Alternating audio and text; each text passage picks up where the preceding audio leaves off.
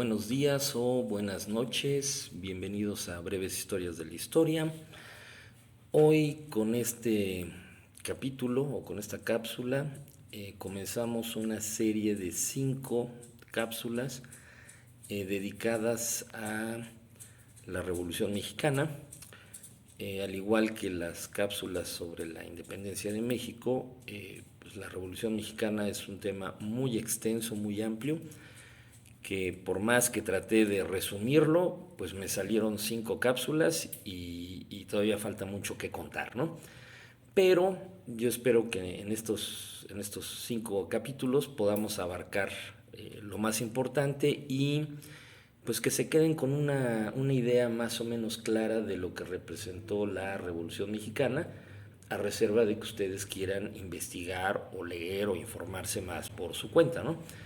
Pero sí que les quede una idea más o menos clara, que mucha gente, bueno, del resto del mundo pues no tiene por qué importarles, pero a los mexicanos pues sí debería ser algo que nos interesara, y por desgracia muchos no tienen una idea clara, ¿no?, de qué fue la revolución.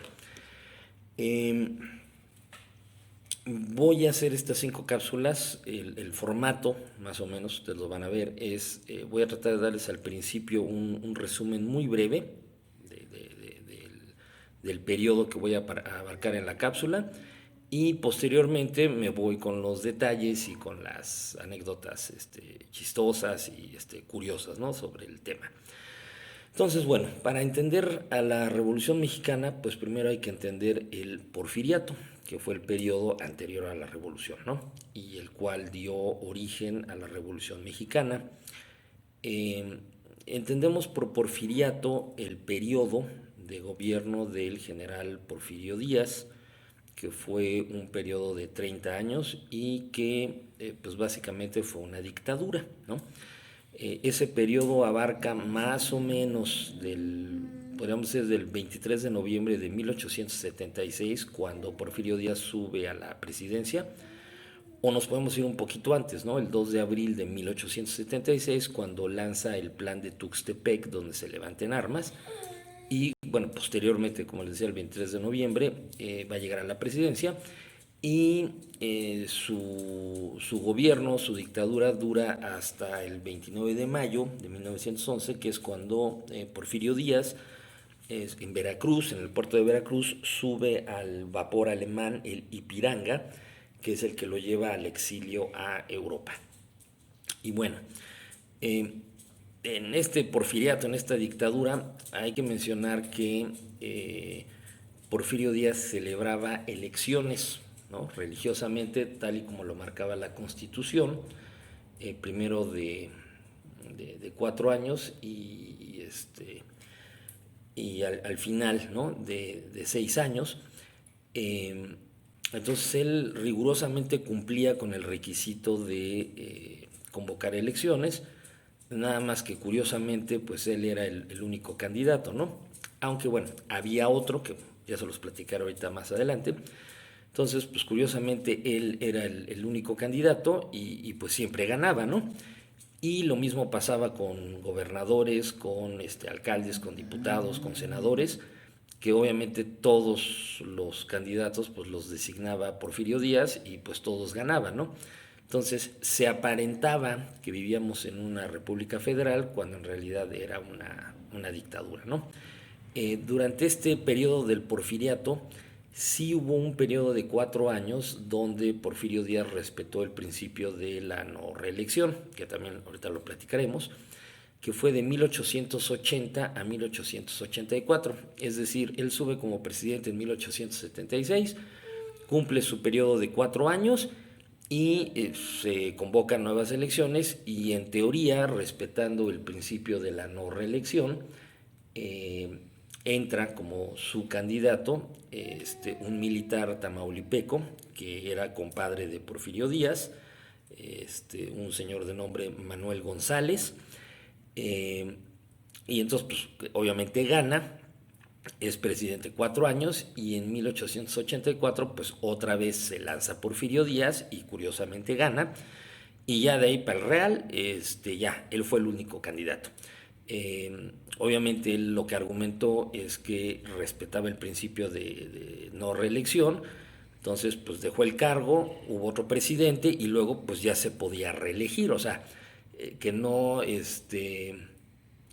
no se elegía él como presidente de forma inmediata, sino que dejó un periodo. Ya en el segundo periodo, obviamente teniendo el control de las dos cámaras, pues hizo todos los cambios en la Constitución necesarios para que se pudiera reelegir indefinidamente, ¿no? Eh, Porfirio Díaz, digo, hay que decirlo sin reservas, fue un dictador, un hombre fuerte, un militar. Sin embargo, en la historia mexicana se le ha satanizado y si bien es cierto que hubo pues cosas muy negativas de su periodo, pues también hubo cosas muy buenas que a la historia oficial le conviene o le gusta olvidar. Como también sobre la Revolución Mexicana tuvo aspectos positivos y tuvo muchísimos aspectos negativos que también a la historia oficial le conviene olvidar, ¿no? Eh, Podríamos decir que con Porfirio Díaz pues había mucha gente en pobreza, como la sigue habiendo ahorita, había mucha injusticia, como la sigue habiendo ahorita. Eh, Solo se benefició durante ese periodo pues las clases altas mexicanas y inversionistas extranjeros. Eh, no se aprovechó, digo esto ya es en mi opinión, creo que Porfirio Díaz no aprovechó esos 30 años de tener el control absoluto para pues sentar las bases de un verdadero crecimiento económico, para mejorar la educación, incluso para inculcar la democracia, ¿no?, dentro del pueblo mexicano. Digo yo aquí alucinando, yo diría que como dictador podría haber permitido que hubiera partidos políticos contrarios a él y que por ejemplo las alcaldías, ¿no?, se jugaran por la libre para que la gente fuera aprendiendo y posteriormente poco a poco diputados, senadores, gobernadores y a lo mejor ya después de 30 años él ya podría decir, oigan, yo me voy y ya la gente ha aprendido, ¿no?, qué es esto de la democracia. Pero pues como todo dictador no lo hizo. De hecho, uno de sus grandes también defectos fue que no planeó su sucesión. O sea, como muchas personas, el poder pues, te enloquece, te nubla el razonamiento y pues yo creo que pensó que iba a ser eterno y que solo se iba a salir de la presidencia muerto y no pensó en qué iba a pasar después, ¿no? Pero bueno, eh, son algunos de los aspectos negativos. Si ustedes checan la historia oficial, pues podrán ver muchos otros aspectos negativos sobre él. Pero vamos a ver los aspectos positivos. Hay que pensar que veníamos, obviamente, desde la independencia, como alguna vez les comenté, vivimos periodos de mucha inestabilidad política, desde que fuimos independientes hasta que eh, llegó la guerra con los Estados Unidos, donde perdimos la mitad del territorio. Y todavía después de eso hubo mucha inestabilidad por las luchas entre liberales y conservadores. Y entonces habíamos desde el 1810 que empezó la independencia al 1821 que culminó y de ahí hasta la muerte de Juárez fueron periodos muy inestables para nuestro país y obviamente eso nos impedía avanzar en cualquier campo, ¿sí? El que ustedes quieran, economía, educación, política, democracia, investigación, sistema financiero, universidades, lo que ustedes digan, no se podía avanzar por la inestabilidad que había.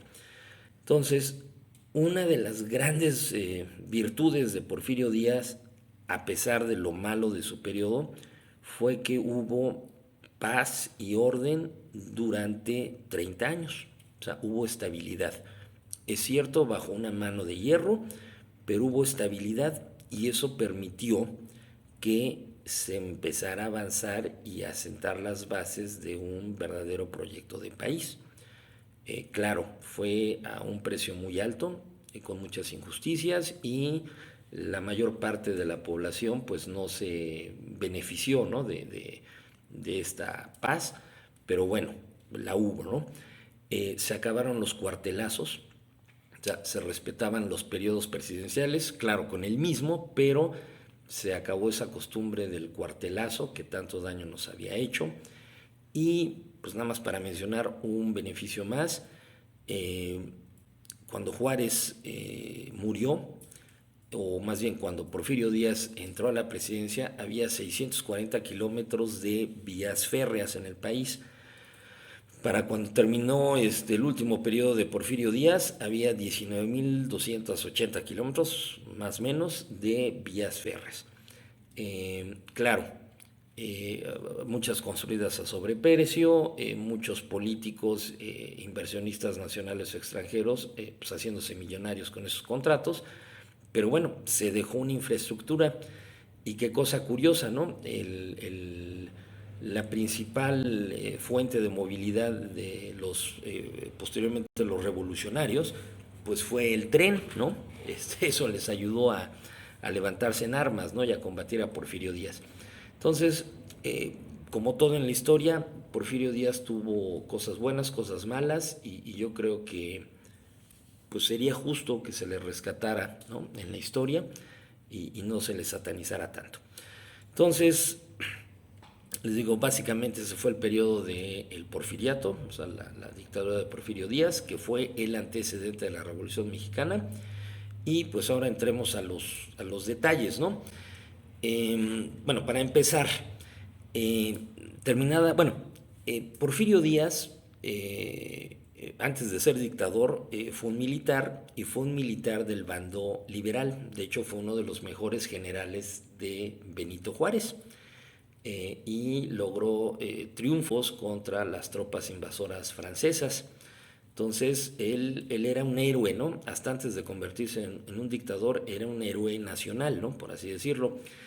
En 1867, una vez que ya se había liquidado al Segundo Imperio, en las elecciones a las cuales convoca Juárez, se enfrenta como candidato a Juárez y pierde democráticamente en 1867.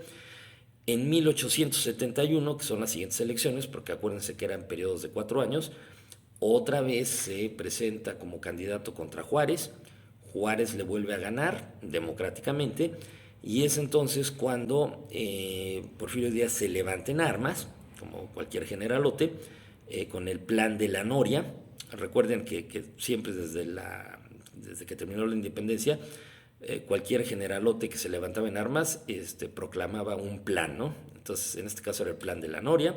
Posteriormente, Madero, pues también lanzaría el plan de San Luis, ¿no? Pero bueno, esa era la forma de tratar de acceder al poder. Entonces, en 1871 lanza el plan de la Noria. Obviamente es derrotado por las fuerzas federales que eran leales a Juárez, y eventualmente Juárez lanza una amnistía, o sea, un perdón para todos los que se hubieran levantado en armas, y pues Porfirio Díaz acaba arropándose, ¿no? con esa amnistía.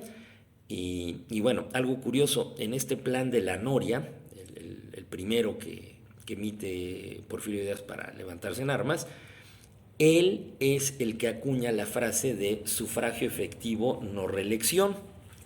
O sea, esta frase no es de los revolucionarios, es del propio Porfirio Díaz cuando él consideraba que Juárez se estaba convirtiendo en un dictador. Eh, Paradojas de la historia, ¿no?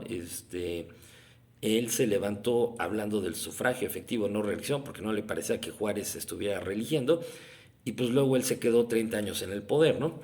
Pero bueno, eso es curioso. Total que en 1876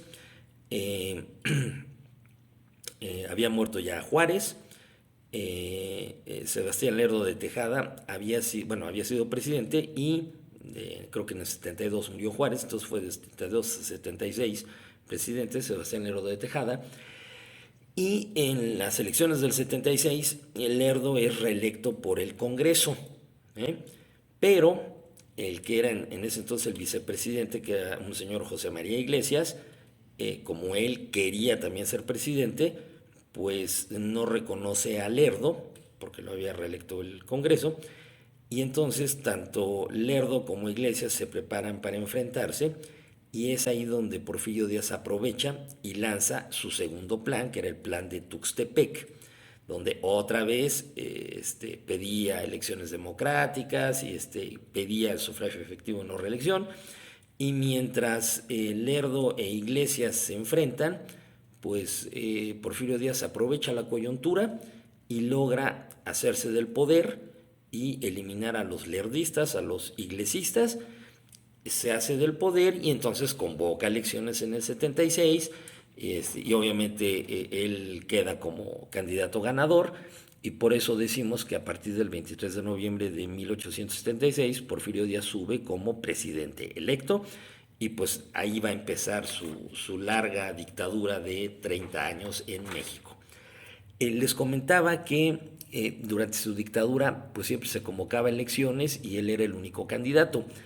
Este dato no es exacto.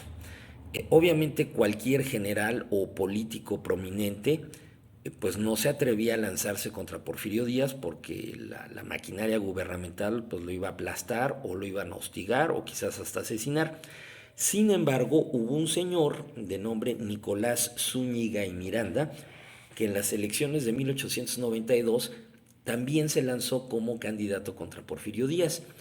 Y Porfirio Díaz, digo afortunadamente para este señor, pues se lo tomó a guasa, a chunga, o sea, como que se le hizo chistoso que un ciudadano quisiera competir contra él, y entonces pues en lugar de mandarlo matar o de hostilizarlo, pues le dio chance, ¿no? Hasta dijo, bueno, pues así para que no digan que yo soy el único candidato, puedo decir que había otro candidato y que pues a mí me escogieron los electores, ¿no?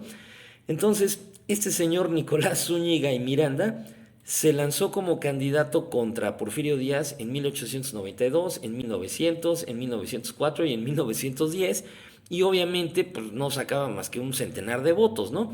Y pues se convirtió pues en el hazmerreír, ¿no? de los políticos porfiristas, que ya lo veían más como una broma y no como una amenaza real, que pues en realidad no era una amenaza real, ¿no? No era una persona con peso político, militar o económico que en realidad pudiera retar a Porfirio Díaz.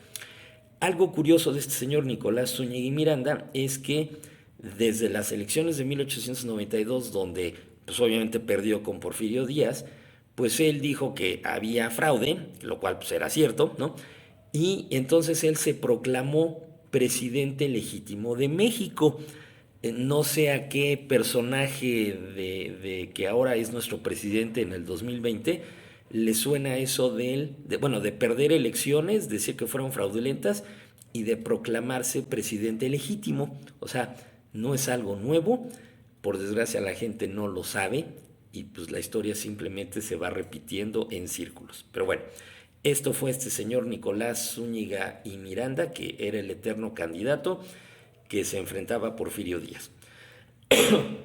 Otro dato curioso, ya al final de la dictadura, que esto lo trataremos en la siguiente cápsula, del 20 de noviembre de 1910, cuando Francisco I. Madero pues lanza el Plan de San Luis, al 21 de mayo de 1911, que es cuando se realiza la toma de Ciudad Juárez y donde se realiza el convenio de paz que permite que Porfirio Díaz se vaya al exilio, y luego se convoquen elecciones y eventualmente llegue Francisco Madero.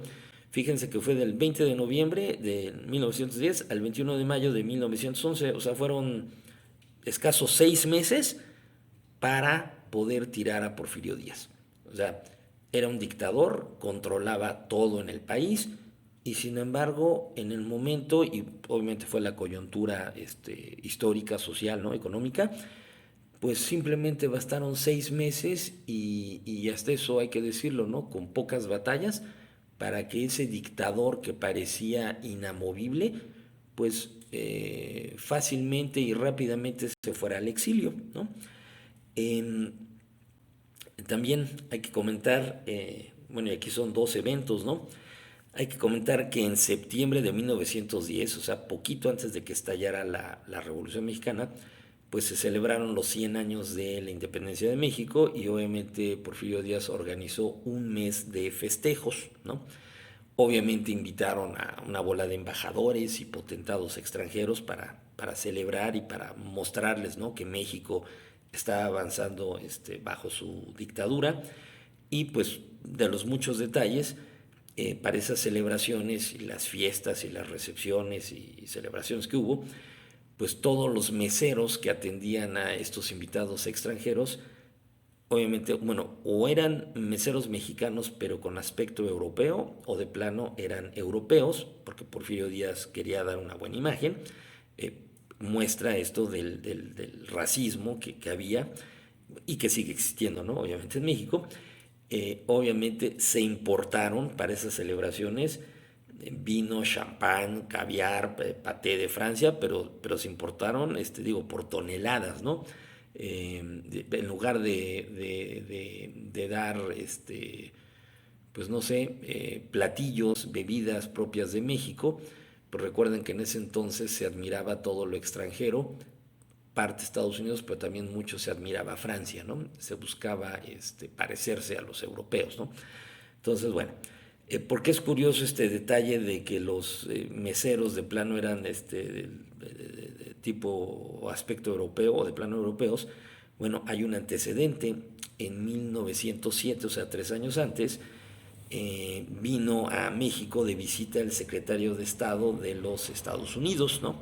Eh, a diferencia de ahora, ¿no?, que generalmente hay encuentros entre los presidentes de México y Estados Unidos, o hay visitas de Estado del, pues, no sé, del secretario de Gobernación o algún alto funcionario. Antes no era tan frecuente, ¿no? Pero bueno, en 1907 vino a México a visitar a Porfirio Díaz, el secretario de Estado de los Estados Unidos, y pues obviamente Porfirio Díaz quería dejar una buena imagen. Entonces,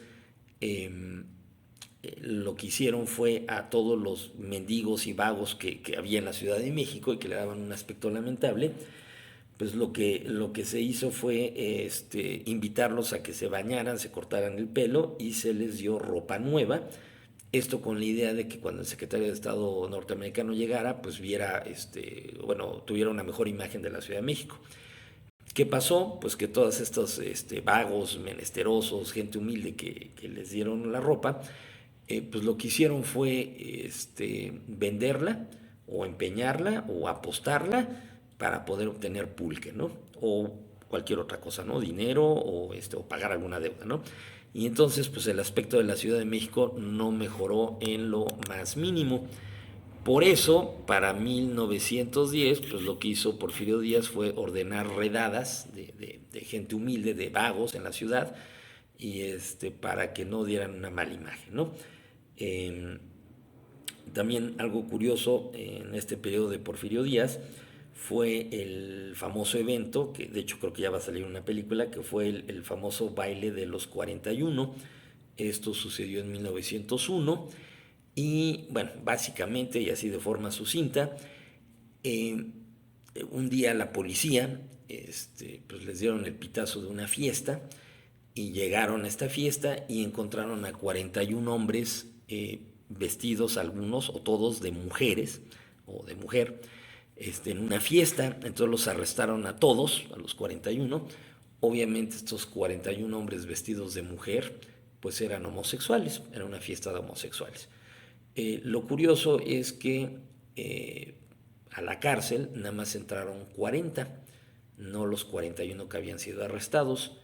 Posteriormente se ha podido averiguar que uno de los implicados en esa fiesta era el yerno de Porfirio Díaz, el esposo de su única hija, un rico hacendado de Morelos, que posteriormente también, bueno, conocería y contrataría a Emiliano Zapata, que también participaría en el derrocamiento y asesinato de Madero, ¿no?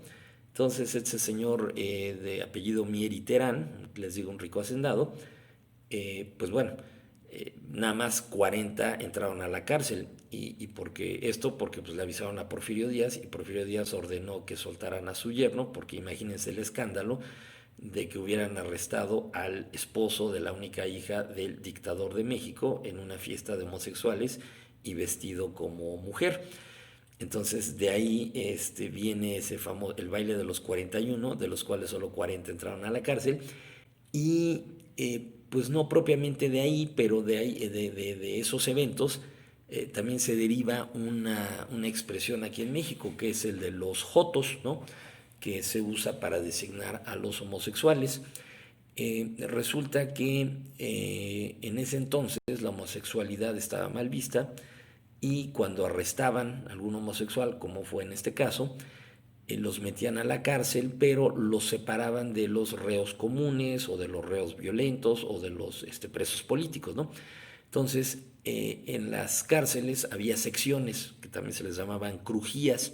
Entonces había la crujía A, la crujía B, la crujía C, D, así, ¿no? Y en cada crujía iban metiendo distintos delincuentes, los iban agrupando, ¿no? Por el delito, ¿no? Entonces a los homosexuales se les recluía en la crujía J, ¿sí? De ahí que cuando alguien se refería a los homosexuales decía, pues ¿quiénes? Pues los de la crujía J, J, J, pues los jotos, ¿sí? Los que estaban en la crujía J eran los jotos y pues eran homosexuales. De ahí aparentemente viene el término de joto para un homosexual. Bueno, esto fue un dato anecdótico. Eh,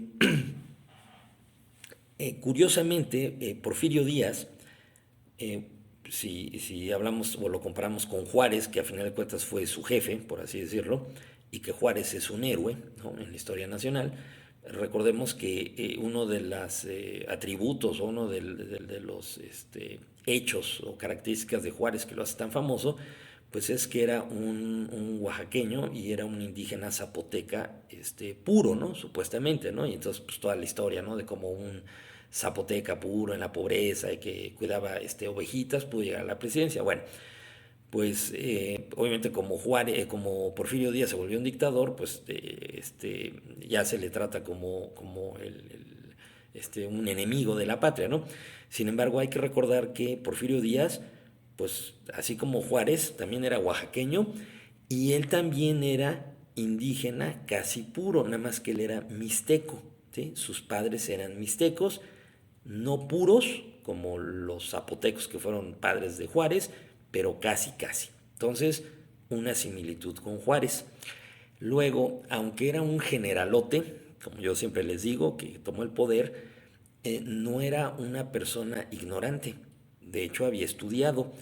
Eso sí, se expresaba con muchas, bueno, se expresaba y escribía con muchas faltas de ortografía, pero no era un iletrado, ¿sí? Al igual que Juárez. De hecho, a Porfirio Díaz le faltó solo un año para ser sacerdote, igual que Juárez. O sea, también estudió en el seminario, no porque tuviera vocación, sino porque era una forma en ese entonces de poder acceder a la educación.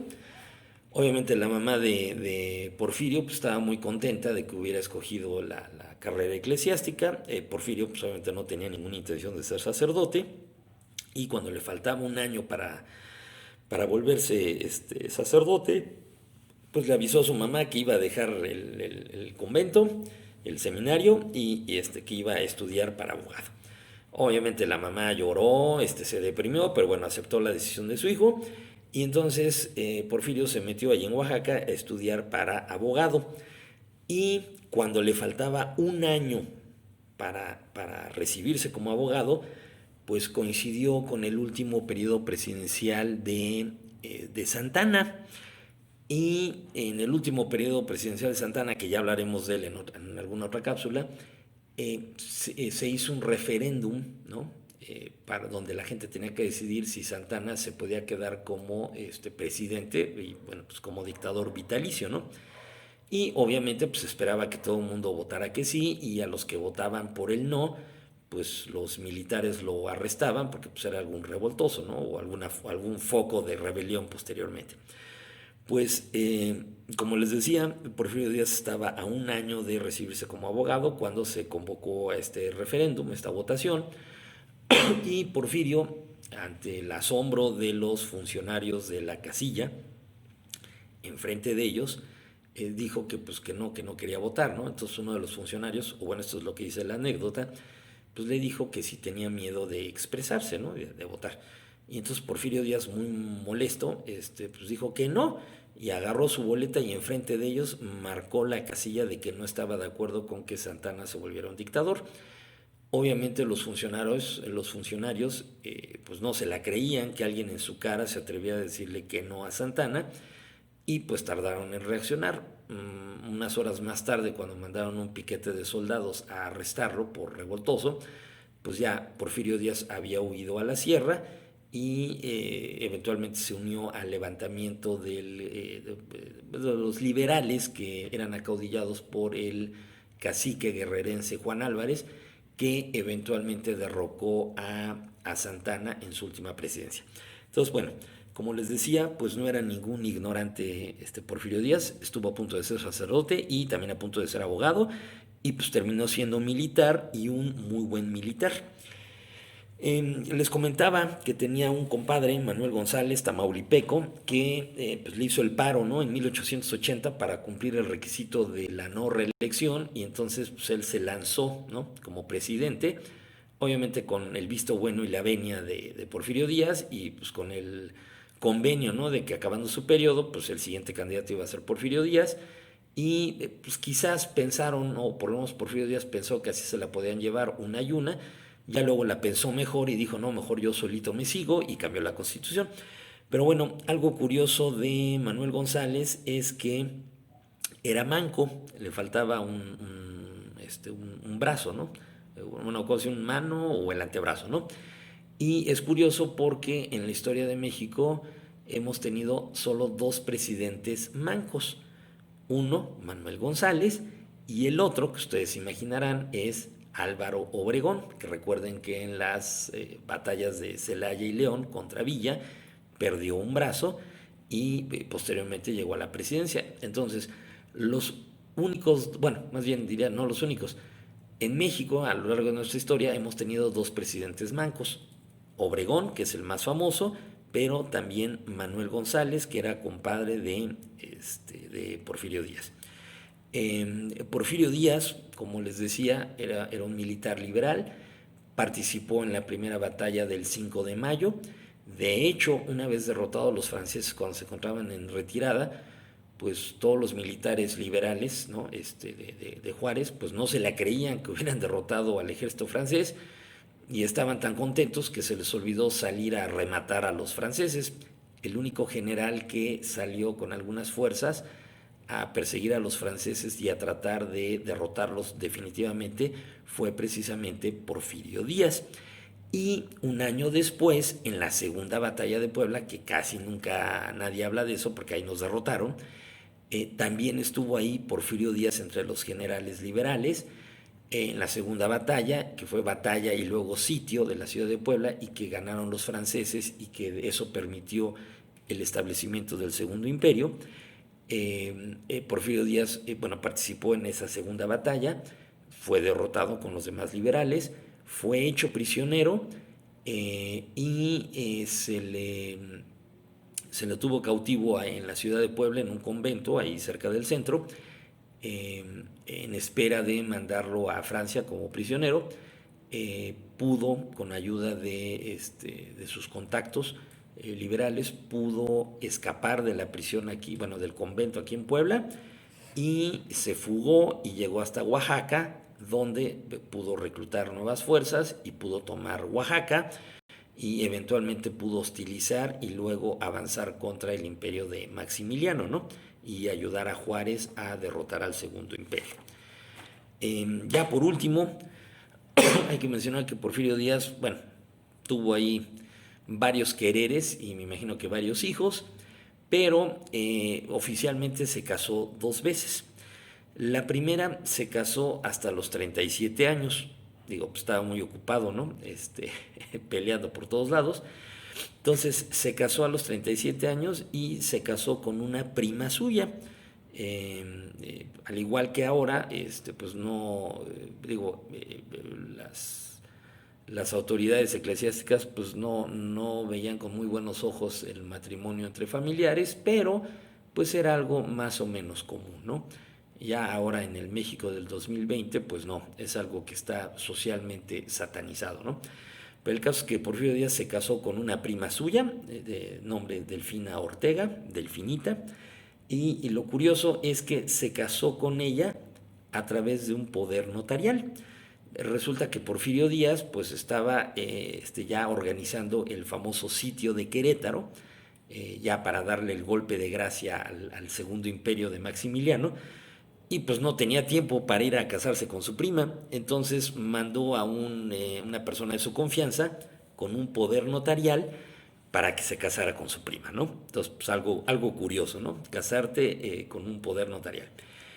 Posteriormente, ya siendo el dictador, Delfinita murió y poco tiempo después un personaje cercano a él, un señor rubio, una cosa, no, Romero, bueno, no me bien el nombre, bueno, una persona de la política, cuando Porfirio Díaz queda viudo, pues ve la oportunidad de presentarle a su hija, pues para ver si Porfirio Díaz se animaba y al emparentar con él, pues quedar bien parado ante el dictador, ¿no? Entonces, el caso es que esta señorita, Carmen Romero Rubio, se acabó casando con Porfirio Díaz, aparentemente empezó a darle clases de inglés, ¿no? Porfirio Díaz ya era presidente dictador de México y le lavaron el coco diciéndole que tenía que aprender inglés pues, para atender a los embajadores y a los inversionistas norteamericanos o ingleses que vinieran a México. Y así fue como le metieron a esta señorita Carmen Romero, que pues, era una jovencita, ¿no? Creo que de 17 años, y Porfirio ya tenía 50, y para que le diera clases de inglés particulares. Obviamente Porfirio Díaz no aprendió ni jota de inglés, pero pues acabó enamorando de esta chamaca. Obviamente está Carmen Romero, pues de 17 años, pues lo que menos quería era casarse con un viejo de 50, pero pues como era la tradición en esa época y en esas clases sociales, a clase alta, pues se alineó con lo que quería su papá y se terminó casando con Porfirio Díaz y pues le fue una esposa fiel a Porfirio Díaz, partió con él al exilio a Francia y pues le tocó, ¿no? La muerte de Porfirio Díaz y entiendo que ella se quedó allá en Francia, ¿no? Hasta su muerte. Pero bueno, fueron los dos matrimonios de Porfirio Díaz.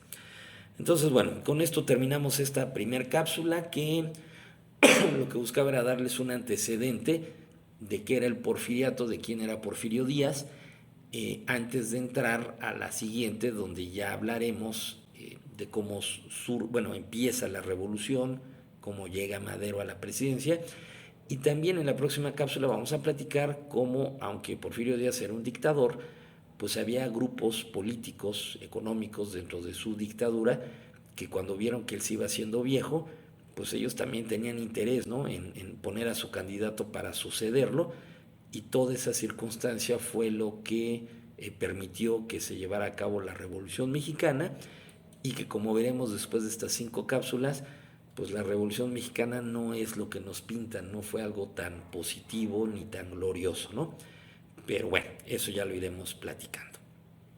Esta cápsula, como todas las anteriores, es presentada por el Colegio Montessori del Sol Puebla. En la grabación, en la producción y en el guión y en la narración y en todo, Ramón Matos Pérez, y hasta la próxima.